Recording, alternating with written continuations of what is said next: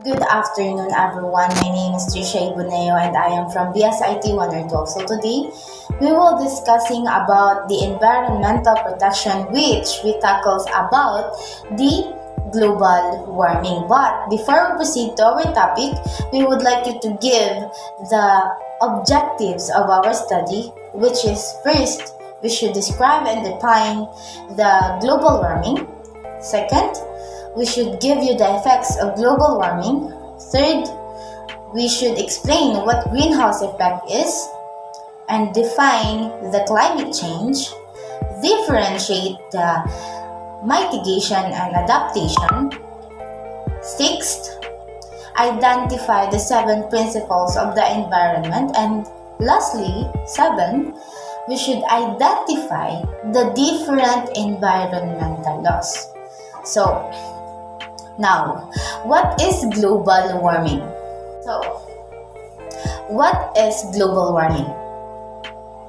Global warming is a gradual heating of the Earth's surface that causes by us, people, by our human activity, by continuing burning fossil fuels and increasing human population that causes our temperature to increase. So that is global warming. So I will give you the effects of global warming. What is the effects of global warming? First, it is melting of glaciers. Second, the rise of the sea levels. And third, the effects on agriculture. Fourth, the disruption of habitat. Fifth, the disease outbreaks. And 7, the hurricane frequency. And 8, the climate changes. And 9 is rising in droughts. Greenhouse effect. Ang greenhouse effect ay isa sa likas na kababalaghan ng thermal warming at mahalaga upang mapanatili ang temperatura ng planeta sa mainam na kondisyon para sa kaligtasan. At kung wala ito, ang daigdig ay magiging sobrang lamig na pumipigil sa pag-unlad ng mga species at pagkakaroon ng buhay.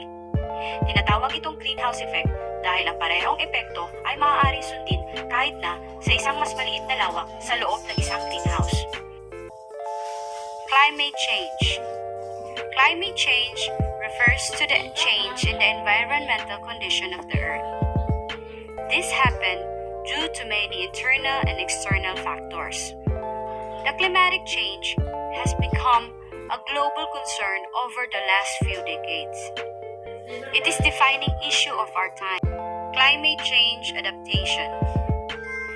Climate change conversion refers to the action that reduces the negative impact of climate change.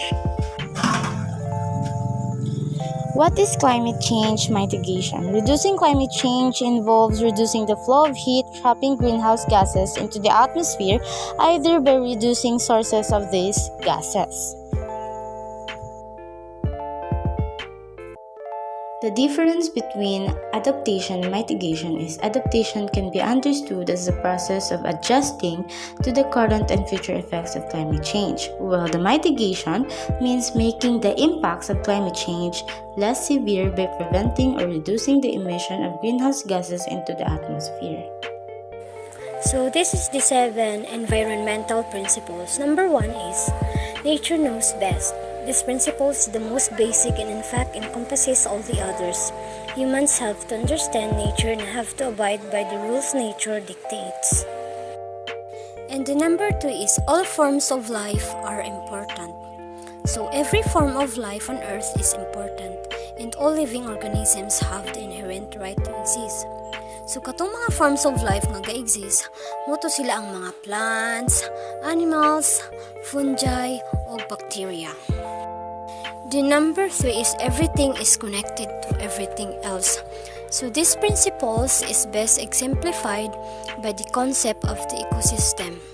In an ecosystem, all biotic and amniotic components interact with each other to ensure that the system is perpetuated. And the number 4 is everything change. It is said that the only permanent thing is change.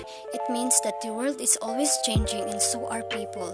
But not only is change always happening, but it is also unavoidable. Being afraid of change is expected, especially when change comes unexpectedly and everything you are used to becomes different. Number 5 is everything must go somewhere. It means that all materials in the ecosystem are continually recycled and used over and over. And the number 6 is ours is a finite earth. So everything that we need is provided by the nature in abundance: food, water, materials, and air. So God has given us many wonderful things and blessings each day, but one of the most grateful gifts that He has given us is our home, and that is Earth. And the last one is nature is beautiful and we are stewards of God's creation. We are the stewards of God's creation. We care for the earth and act in ways that will restore and protect the environment. We ensure that our development activities are ecologically sound. Identify the different environmental law. First, the Philippine Environmental Impact Statement System. Ang Philippine Environmental Impact Statement System ay ginawang formal sa PD 1586 na kilala bilang Establishing the Environmental Impact Statement System, kasama ang iba pang environmental management at related measures noong 1978. Pangalawa, the Clean Air Act. Ang Clean Air Act ay ang batas na tumutukoy sa mga responsibilidad ng EPA sa pagprotekta at pagbubuti ng kalidad ng hangin ng bansa, ang stratospheric ozone layer. Ang huling malaking pagbabago sa batas, ang Clean Air Act Amendment ng 1990 ay pinagtibay ng Kongreso noong 1990. Pangatlo, the Philippine Clean Water Act.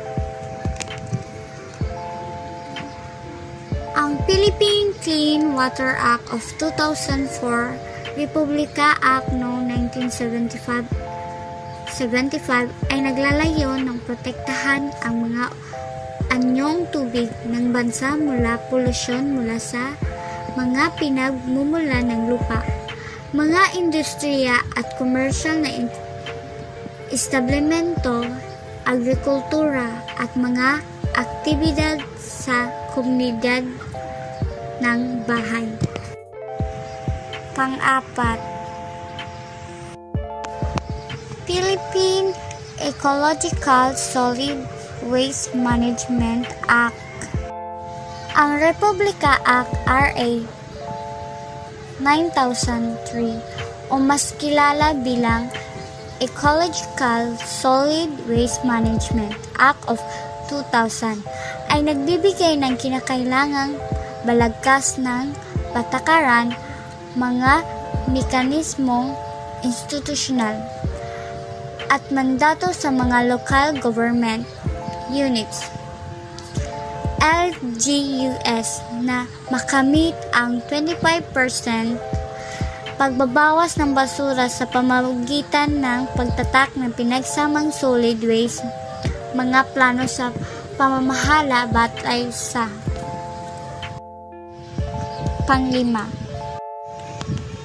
the Environmental Awareness and Education Act of 2008.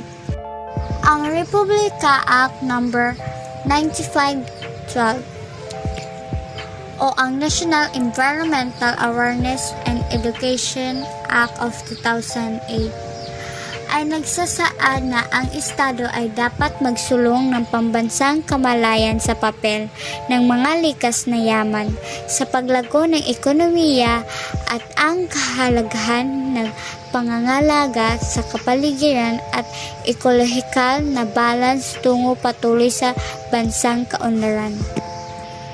Pang-anim, Philippines Fisheries Code of 1998, Republika Act No.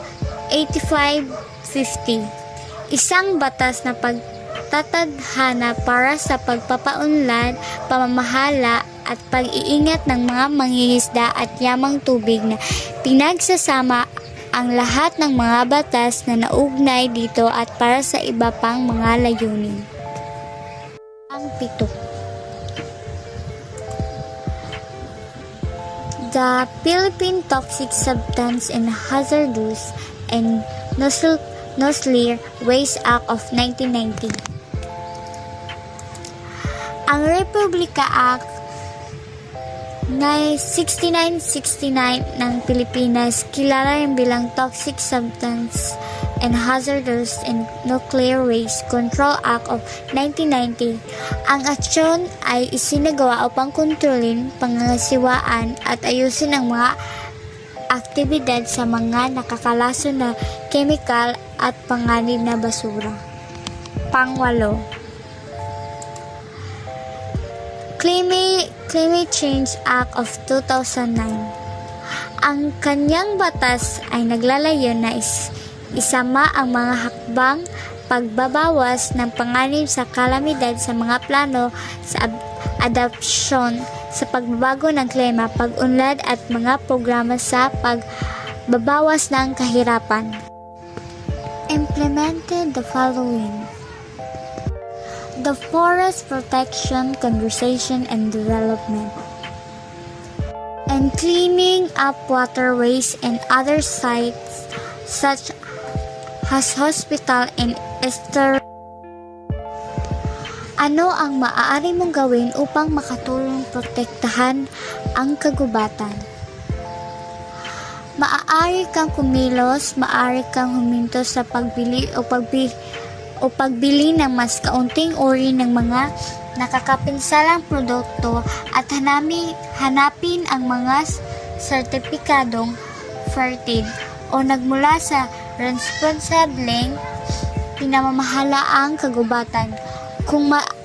Kung maraming tao ang nag-aambag sa pagbabawas ng demand, magkakaroon ito ng malaking epekto panig ng mga supplier.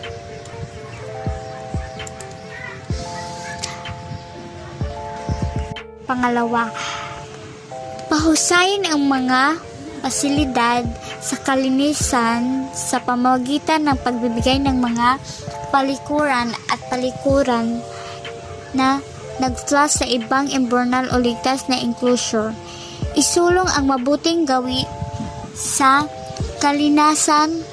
kalinisan sa pamamagitan ng edukasyon.